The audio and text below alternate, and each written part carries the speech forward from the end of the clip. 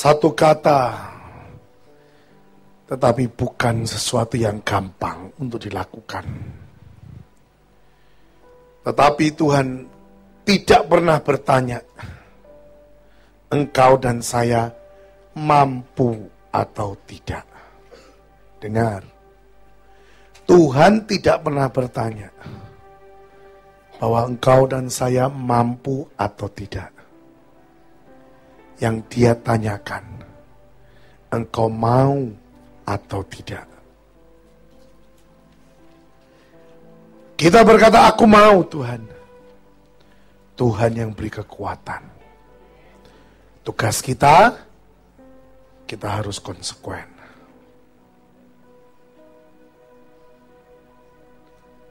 Bukan lagi kehendak kita yang jadi, tapi kehendak Tuhan yang jadi. Apapun yang Tuhan suruh, biar itu kau tidak suka, engkau akan berkata, aku mau. Aku mau Tuhan. Bukti dari aku konsekuen untuk berkata hineni. Bukan di mulut saja.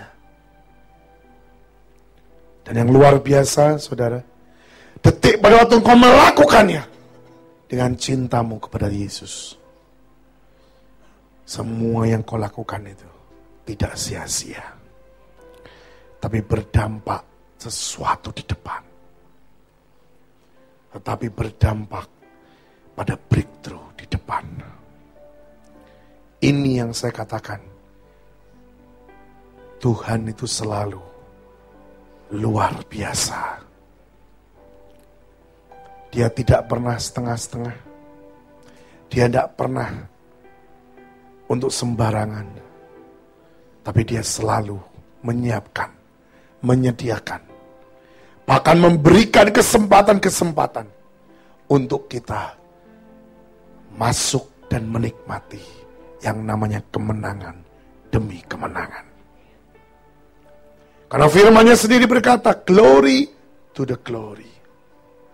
Yohanes 10 ayat 10 dikatakan bahwa Dia membawa kita kepada hidup dan hidup dalam kelimpahan. Bukan dalam hidup kekurangan. Bukan dalam hidup melarat. Tapi hidup dalam kelimpahan. Kenapa sampai ada banyak orang yang mungkin sampai hari ini belum menikmati kelimpahan? Kuncinya adalah di pandangan dan di pikiranmu. Pandangan dan pikiran kita tentang kelimpahan itu salah. Pandangan dan pikiran kita berkata kalau kelimpahan itu duitnya banyak. Itu salah, saudara. Itu baru sebagian kecil yang Tuhan katakan tentang kelimpahan. Sebenarnya kau dan saya ini sudah hidup dalam kelimpahan.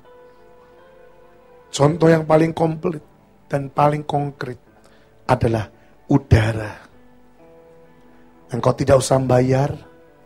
Engkau tidak pernah hitung-hitungan untuk menghisap udara. Itu kelimpahan. Engkau sampai hari ini sehat. Itu kelimpahan.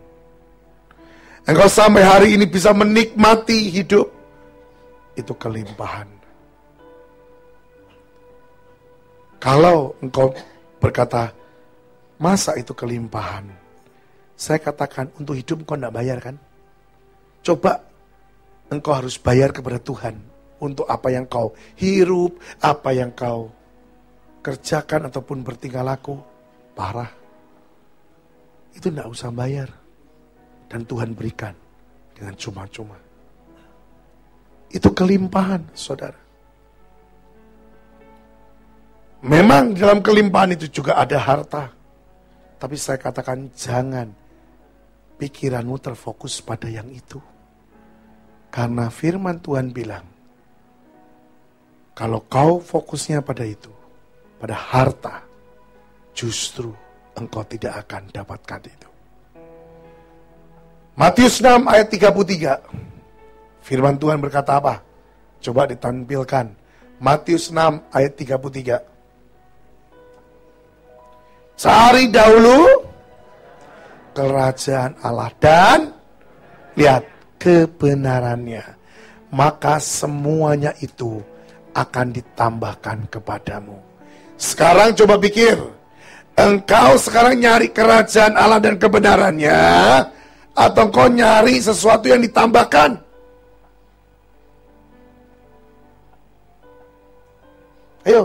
Ayo jawab. Nyarinya mana?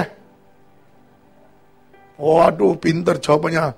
Kerajaan Allah, kebenaran. Ya. Itu teorinya. Tapi seringkali jujur, kita lebih mementingkan yang di bawah. Sesuatu yang ditambahkan. Kembali pada firman. Cari dulu kerajaan Allah. Seirama dengan sejalan pikiran Kristus. Senangkan hati Tuhanmu. Cari siapa sebenarnya yang kau sembah itu. Bukan hanya sekedar yang kau tahu, oh dia juru selamat. Masih banyak kedalaman yang harus kita ketahui tentang dia. Masih banyak segala sesuatu kepenuhan yang akan dia berikan dalam hidup kita. Dengar saudaraku, pada waktu engkau tidak tahu, maka engkau tidak akan bisa menikmatinya. Tapi pada waktu engkau tahu, engkau bisa klaim, dan engkau bisa menikmatinya. Contoh, firman Tuhan berkata, darahnya yang tertumpah, darahnya yang tercurah di tangan, itu mempunyai arti bahwa setiap pekerjaan kita itu sebenarnya sudah dia bayar semua. Sehingga apa yang kita lakukan tidak ada lagi kegagalan. Semuanya harusnya berhasil. Semua yang kau lakukan berhasil. Tapi dari sekian banyak orang, siapa yang tahu sebenarnya makna daripada paku di tangan Tuhan? Engkau cuma lihat pada waktu beberapa waktu yang lalu, engkau memperingati, oh ada paku di tangannya. Tapi engkau tidak tahu artinya. Dan engkau tidak pernah klaim. Engkau tidak pernah minta. Engkau tidak pernah katakan, aku tahu itu hakku. Dan aku katakan, mulai saat ini aku berhasil. Tidak ada lagi kegagalan yang aku buat. Karena Yesusku sudah bayar itu semua di kayu salib. Saudara tidak tahu kan? Makanya saya katakan, sesuatu yang kau tidak tahu, engkau tidak akan pernah bisa menikmatinya. Tiap tetesan darah yang mengalir dari tubuh Yesus, itu tidak sia-sia. Itu tidak sia-sia. Makanya saudara, anak buah saya pada waktu lihat alam maut, dia langsung nangkep. Kenapa manusia-manusia itu masuk di alam maut? Karena mereka tidak pernah menikmati dan tidak pernah mengambil makna daripada pengorbanan Yesus. Bahkan mereka hanya berkata, oh memang itu sudah jalannya Yesus. Dengar baik-baik ya. Detik dia di Taman Getsemani, Yesus bisa ambil keputusan untuk lepas dari semuanya. Detik di Taman Getsemani dia berkata, kalau boleh cawan itu lalu daripadaku. Itu sesuatu pergumulan yang sungguh. Tapi pada waktu itu dia sadar dan dia berkata, no, biar kehendakmu yang jadi, bukan kehendakku. Itulah Hineni.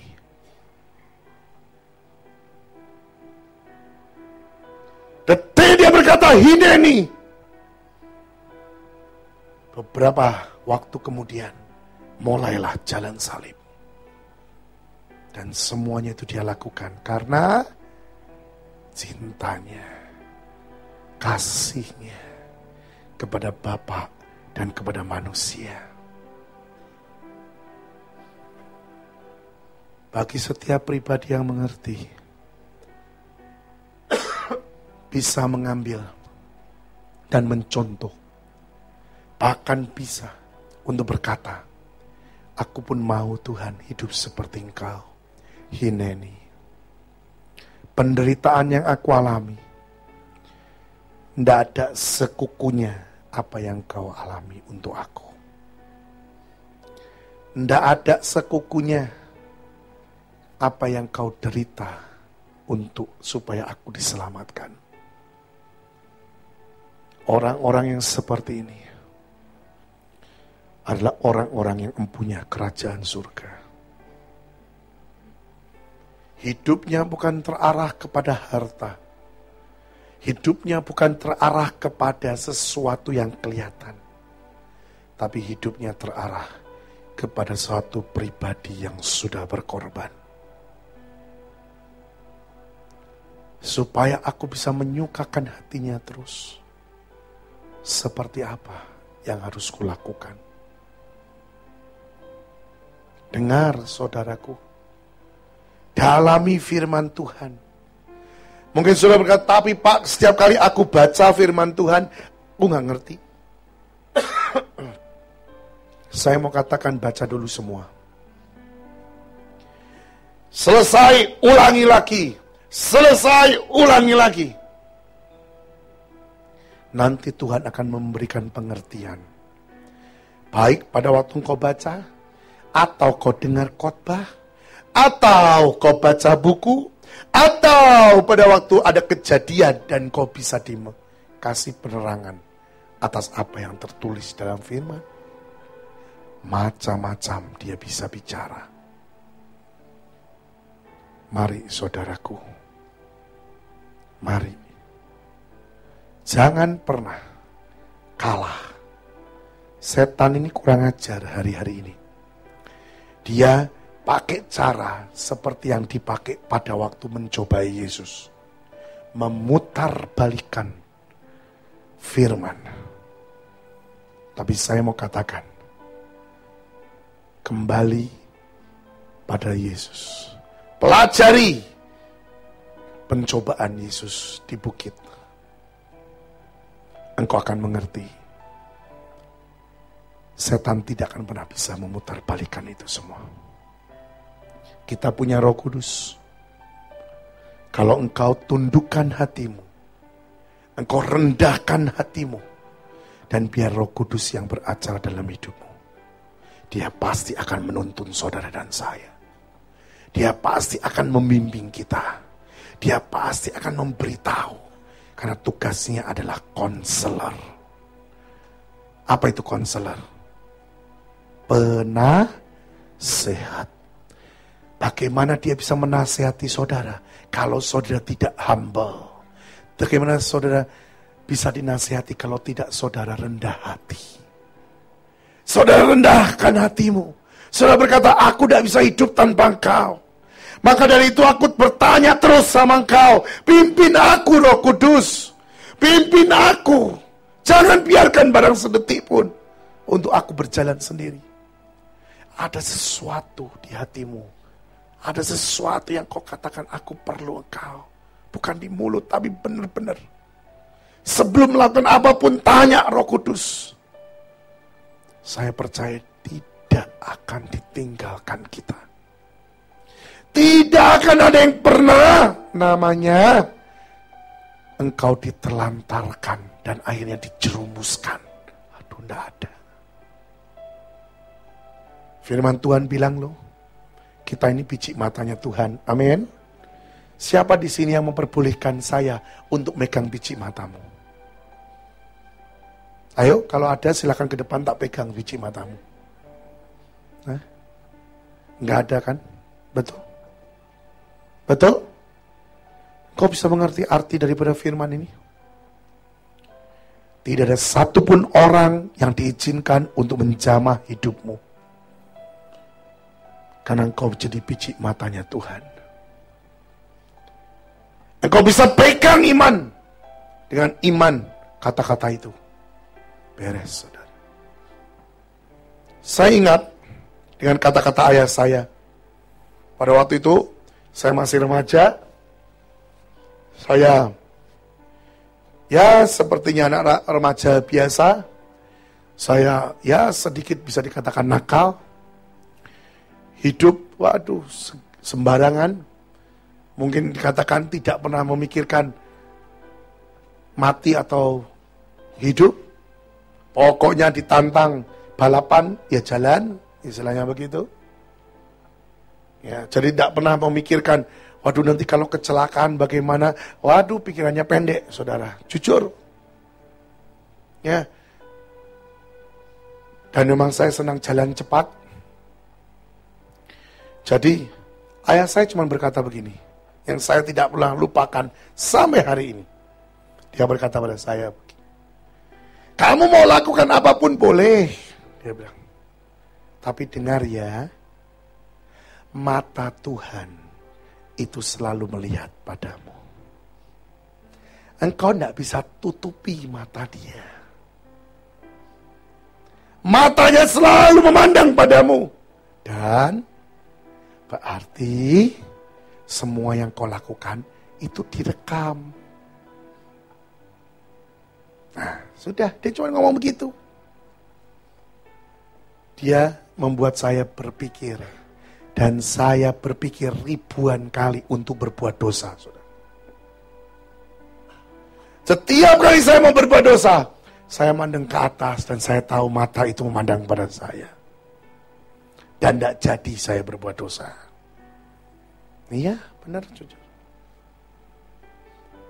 Sekarang kalau saudara berbuat dosa, misalnya ya apapun, terus dipelototin sama orang. Sepertinya kayak apa, saudara? Malah seneng atau enggak enak? Nah enak. Karena apa? Kalau perbuatan dosa itu selalu pengennya gelap dan sembunyi-sembunyi. Nggak ada yang lihat. Nah, itu sangat masuk dalam hati saya. Dan saya selalu batal untuk berbuat dosa hanya gara-gara itu. Benar? Satu kali dia berkata pada saya begini, kamu harus alami semuanya. Bahwa Tuhanmu itu ada. Kalau kamu tidak alami bahwa Yesusmu ada, tidak usah jadi orang Kristen. Tidak usah ikut dengan papa jadi agama Kristen. Karena Yesus itu sungguh ada. Saya bilang, yes, saya akan alami. Dan saya alami, saudara. Saya alami berkali-kali. Saya ini anugerah masih bisa hidup di sini. Saya ini motor sudah berkali-kali harusnya mati, saudara. Mati, sungguh-sungguh mati. Bahkan teman-teman saya yang menikmati motor yang saya kendarai dengan melihat, dia bilang, itu mujizat bisa selamat. Saya pun sampai hari ini tidak mengerti kenapa kok saya bisa masih selamat. Benar, saudara. Berkali-kali harusnya mati saya. Saya pernah mau ya sudahlah, hampir mati, saudara. Pokoknya teman saya ini di belakang saya. Dia bisa sampai terbengong-bengong. Kenapa? Karena dia lihat sendiri motor saya itu dilempar ke kanan, dilempar ke kiri oleh satu pribadi. Dengan tangannya. Tapi tidak kelihatan. Dan saya bisa lolos dari kecelakaan. Saya sampai di rumah, saya tidak diceritain dia. Sampai di rumah ya biasa, saya merasakan, oh terima kasih Tuhan, pokoknya selamat. Udah gitu doang. Simpel dulu saya, saudara. Ya, sampai di rumah, saya biasa, besok paginya ketemu dengan saya. Dia baru cerita. Dengan gaya anak muda dia cerita. Dan dia bilang, intinya, bahwa saya ini hanya anugerah, bisa selamat. Betul. Karena dia bilang, saya lihat sendiri motormu itu diombang-ambingkan. Motormu itu seperti dilempar oleh satu pribadi. Kok bisa ya motor begitu ya? Sungguh, saudara. Satu kali, ya saudara, saya biasa, jangan diikuti saudara. Ya, jangan diikuti. Beda keadaan yang sekarang dengan dulu, saudara. Sekarang diikuti habis sudah. Ya, zaman dulu kendaraan tidak terlalu banyak. Ya, sekarang sudah kendaraan sudah begini banyaknya. Mobil banyak, motor banyak, saudara, jangan diikuti. Karena ini saya cerita tahun 84, saudara. Ya, pada waktu tahun 84 itu atau 83, oh itu haleluyanya saya, saudara. Ya, sudah jangan diikutilah, saudara. Ya, kami kalau pergi ke luar kota naik motor, itu biasanya kami banyakan, 5, 7, 10 gitu. Dan kelompok kami punya satu pemikiran, kalau kami membalap satu kendaraan, itu harus 10-10-nya masuk. 5-5-nya masuk. Tidak boleh ada yang tertinggal. Kalau tertinggal, wah bisa dipelonco, saudara. Sampai di tujuannya. Benar. Wah bisa dikatakan pengecut dan segala macam, sudah akan dipakai lagi. Ya, satu kali saya masih ingat, saya gonceng teman saya, ini orang Buddha. Dia agama Buddha, tapi sekolahnya di sekolah Kristen. Gak tahu kenapa hari itu dia bisa gonceng di saya. Dan kami jalan pergi ke Pelabuhan Ratu dari Bandung. Saya kendarai motor saya, dan saya jalan. Nah di tengah-tengah, sampai hari ini saya masih ingat jalannya itu mana. Kalau saya ke Pelabuhan Ratu saya masih ingat, karena itu lewat dari Cianjur, maju lagi. Ya, jalannya rada lurus. Pada waktu itu kami masuk dan melewati yang namanya mau balap truk tangki, double tangki. Ya, 1, 2, 3, saya keempat. Pas waktu masuk 4, nongollah bus dari sana, saudara. Bayangin, itu jalan memang tidak cukup. Tapi sudah janjian, pasti dan harus masuk. Jadi yang belakang saya ini, dia juga bingung. Dia bilang gini, kalau tidak saya yang mati, dia yang mati. Karena tidak akan cukup. Besok, saudara, truk dengan bis gandeng. Truknya itu yang sudah tahu, yang warna merah.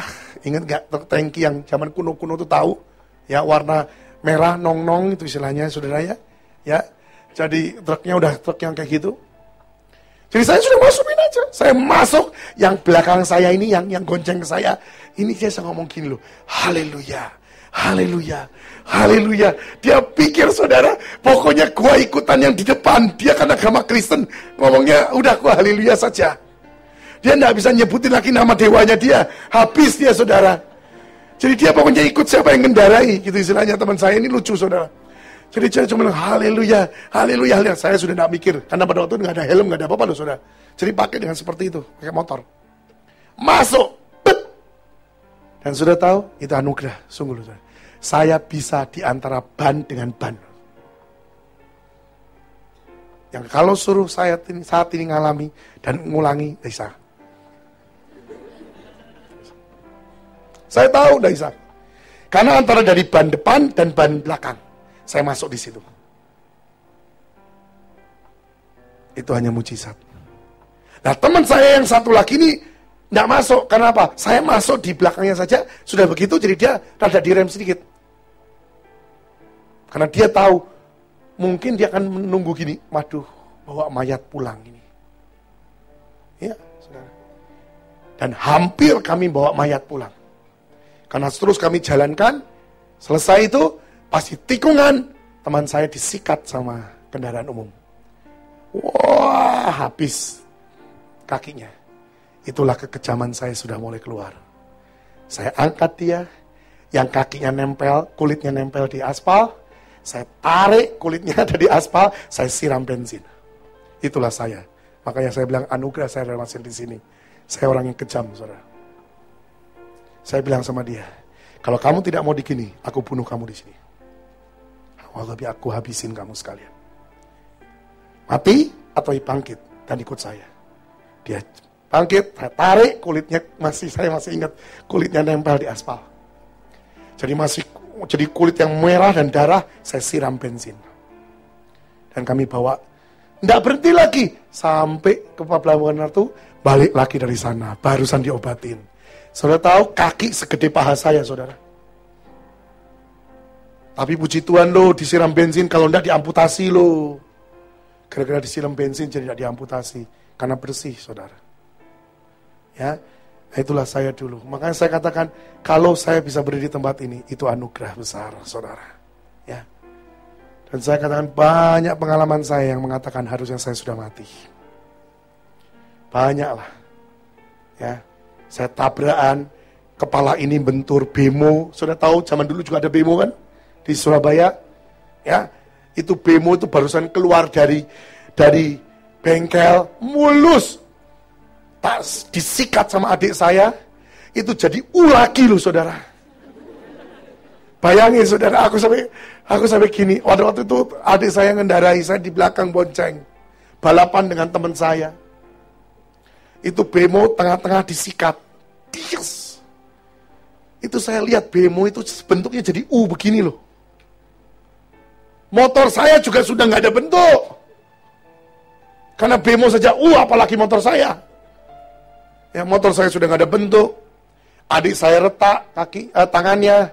Saya kelempar ke depan, kena lisnya bemo, bunyi tak. Loh, kamu jangan ketawa, tak itu ini nih. Orang sudah ngomong gini, mati yang belakang.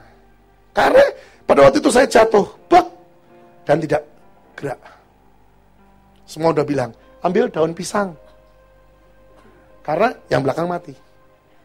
Beberapa detik kemudian, bangkit saya, saudara. Saya bangkit, lari semua orang. Ya, mereka karena apa? Mereka pikir udah mati kan? Habis itu bangkit, kaget mereka. Loh, yang itu bangkit itu saya megang kepala loh saya. Saya megang kepala saya megang ini. Tidak ada lecet sedikit pun. Tidak ada lecet sedikit pun. Adik saya langsung dioperasi. Hari itu, malam itu, jam 12 malam dioperasi. Dan saya tidak locot sekali pun enggak. Makanya saya katakan semua itu karena anugerah. Jangan ditiru ya. Habis kau niru. Karena apa? Karena kalau dengar kesaksian begini, ini bukan rame itunya, saudara. Tapi dengar baik-baik. Anugerahnya itu tiap orang berbeda. Berbeda. Bayar harganya pun berbeda. Saya membayar harganya sampai hari ini pun belum lunas. Dari kenakalan saya. Sudah 12 tahun saya bayar. Sampai hari ini belum lunas. Dan Tuhan bilang, itu baik nak, supaya mengingatkan engkau untuk tetap lurus dan fokus kepada Yesus. Makanya saya berani berkata, apapun yang saat ini kau alami, katakan, Tuhan engkau baik. Semuanya ini mendatangkan kebaikan. Tidak ada yang sia-sia. Semuanya baik. Untuk menempa kita. Untuk membentuk kita. Untuk supaya kita menjadi seseorang yang diangkat sama Tuhan. Ya. Pokoknya tujuan kita adalah Maranatha. Kita bisa diangkat di awan-awan. Jangan sampai karena engkau simpan kepahitan. Jangan sampai karena engkau tidak bisa dibentuk. Akhirnya engkau tidak diangkat oleh Tuhan. Aduh. Saya mau katakan. Sangat mengerikan penderitaannya. Mumpung saat ini pengangkatan belum terjadi. Ayo. Bangkit dan sungguh-sungguh berusaha. Bersama dengan Roh Kudus. Matikan daging. Matikan keinginanmu yang tidak Tuhan suka. Matikan daging. Kalau kau ada kesempatan untuk menyenangkan hati Tuhan, biarpun kau tidak suka, lakukan dengan sukacita. Karena itu memang harga yang harus kita bayar. Untuk supaya kita bisa bertemu dengan Tuhan kita. Dan kita tinggal di surga. Jangan pernah meninabobokan keinginan pribadi. Jangan pernah memanjakan keakuan, kesombongan. Jangan. Tubuh nih saudara, pengennya dikasihani. Tapi saya katakan, matikan semua itu. Dan lakukan apa yang Tuhan ingin engkau lakukan. Engkau akan lihat, kemuliaan demi kemuliaan akan menjadi bagianmu. Makanya firman Tuhan tadi berkata, cari dahulu kerajaan Allah. Cari Yesus. Alami hidup bersama dengan dia. Saudara akan lihat, di dalam dia selalu ada jalan keluar. Saya pernah ceritakan, bahwa ada satu orang cari saya dan telepon saya. Dia cuma ngomong gini, Pak tolong doakan, tolong doakan. Saya bilang, apa doanya? Dia bilang, karena besok aku harus masuk penjara. Saya bilang sama dia, saya doakan supaya engkau besok masuk penjara. Iya, dengar baik-baik. Kita berani melakukan apa? Kita harus berani menanggung akibatnya. Jangan lari daripada apa yang harus kita tanggung. Gara-gara apa yang kita lakukan. Konsekuen seperti Daud. Itu Tuhan suka. Dan orang itu saya kasih tahu. Akhirnya ngerti. Dan dia bilang, oke Pak, saya akan hadapi dan saya akan masuk penjara besok. Saya tahu saya harus seperti Daud. Saya doa. Dan saya doakan. Benar saudara, pagi-pagi dia dijemput dan dia masuk penjara. Kena 3 tahun. Tapi hanya berapa bulan, saya khotbah di rumah dia sudah ada. Dan dia beri kesaksian yang luar biasa. Dia bilang, saya di penjara dijadikan raja. Tidak ada yang ngapa-ngapain saya. Apapun saya dilayani. Kenapa kok bisa gitu? Saya masuk dalam nama Yesus. Saya kenalkan bahwa saya orang Kristen. Saya diperiksa, saya ngaku semuanya. Dan akhirnya orang itu bilang, oke, kami lindungi. Nggak taunya masuk di sel. Ketua tukang pukulnya penjara itu ngomong gini kepada teman-teman yang lain. Jangan ganggu orang ini ya. Orang ini milik saya. Oh saudara, siapa dia juga gak kenal. Dan dia bilang, ada remisi, ada waduh segala macam. Akhirnya yang nama 3 tahun, cuman berapa bulan, 6 bulan gitu, keluar. Dan sekarang dia jadi orang yang sukses lagi. Saya mau kasih tahu.